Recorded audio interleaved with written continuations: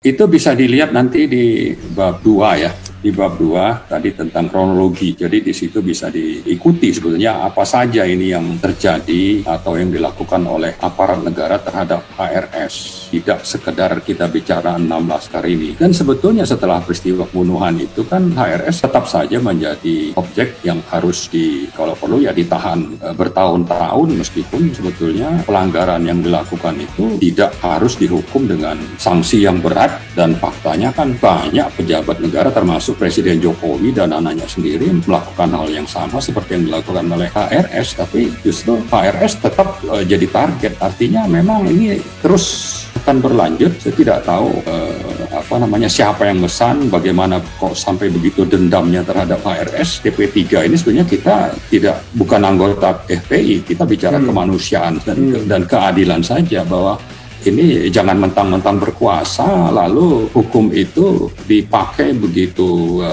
tajamnya kepada HRS, dan sampai-sampai kalau memang 6 orang itu harus dibunuh secara sadis, itu mereka lakukan. Ini yang saya kira tidak bisa kita terima. Kalau ini nanti mereka terus ada musuh politik ya, jadi ini memang ada kaitan dengan politik, bahwa HRS ini menjadi musuh politik, harus dihabisi dengan berbagai cara, termasuk 6 laskar misalnya harus dibunuh secara sadis, itu mereka lakukan. Kenapa misalnya Panglima Kodam Jaya itu harus turun tangan sampai ke lapangan untuk menurunkan baliho, sampai ada istilah dudung itu menurunkan baliho, padahal selama ini dan sampai kapanpun sebetulnya cukup dengan Satpol PP itu sudah selesai urusan penurunan baliho, tapi ini sampai turun ya, menurunkan juga kendaraan-kendaraan yang tidak biasa dan harus datang show of force ke Petamburan misalnya, seolah-olah ini musuh negara nomor 1, padahal saya kira justru Habib Rizik itu begitu banyak jasa, termasuk juga sebetulnya orang tua beliau itu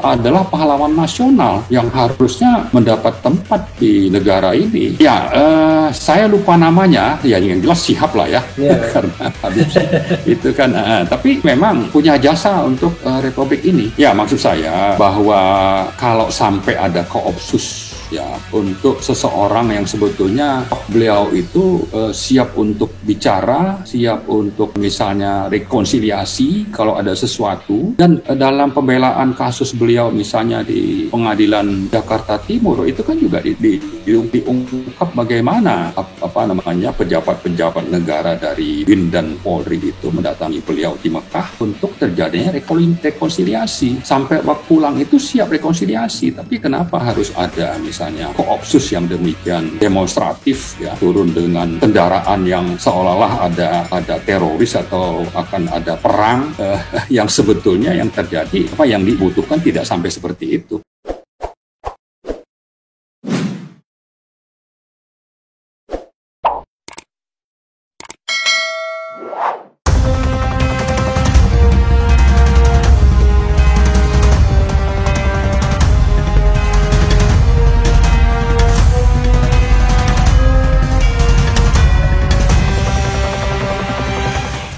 Kelihatannya memang begitu. Ya, makanya kan kalau kita baca laporan Komnas HAM bulan Januari, itu memang sudah menyebutkan ada upaya dari mobil pengawal HRS untuk melindungi HRS dari kejaran atau intercept aparat negara yang membuntuti mereka. Sebetulnya yang dilakukan pengawal itu ya memang namanya pengawal, ya harus mengawal supaya yang dikawal itu terlindungi. Tapi menurut Komnas HAM itu malah si ini disalahkan melakukan intercept, dan itu menjadi alasan misalnya untuk mereka dianggap bersalah. Tapi intinya itu ya, saya kira kembali kepada masalah bahwa kalau bicara HRS ya memang itu jadi target. Kenapa juga misalnya pesantrennya beliau di Megamendung itu harus dipantau, ada drone dan sebagainya. Lalu berangkat tanggal 6 atau 7 itu juga dibuntuti, dan itu menjadi target, kelihatannya begitu.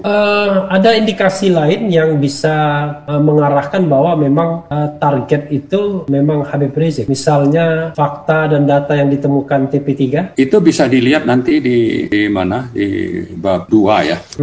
Di bab 2 tadi tentang kronologi. Jadi di situ bisa diikuti sebetulnya apa saja ini yang terjadi atau yang dilakukan oleh aparat negara terhadap HRS. Tidak sekedar kita bicara 6 laskar ini. Dan sebetulnya setelah peristiwa pembunuhan itu kan HRS tetap saja menjadi objek yang harus kalau perlu ya ditahan bertahun-tahun, meskipun sebetulnya pelanggaran yang dilakukan itu tidak harus dihukum dengan sanksi yang berat. Dan faktanya kan banyak pejabat negara termasuk Presiden Jokowi dan anaknya sendiri melakukan hal yang sama seperti yang dilakukan oleh HRS, tapi justru HRS tetap jadi target. Artinya memang ini terus akan berlanjut. Saya tidak tahu siapa yang mesan, bagaimana kok sampai begitu dendamnya terhadap HRS. Nah, sementara dari TP3 ini sebenarnya kita bukan anggota FPI, kita bicara kemanusiaan dan keadilan saja, bahwa ini jangan mentang-mentang berkuasa lalu hukum itu dipakai begitu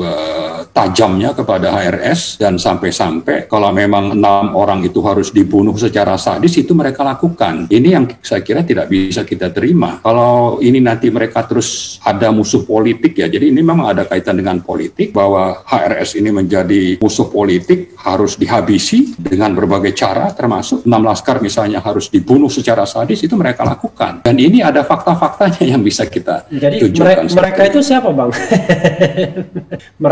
Saya kira inilah yang kita coba rangkai dalam buku ini, dan memang kita tidak dalam kapasitas untuk menunjuk atau menyebutkan siapa. Tapi kalau pengadilan berjalan secara objektif, transparan, sesuai dengan aturan yang berlaku, sebetulnya otomatis itu mereka bisa membuktikan. Ya. Abang menyebut aparatur negara, memang itu bagian dari negara pastinya yang melakukan. Betul. Jadi misalnya kita bicara tentang keterlibatan dari Koopsus.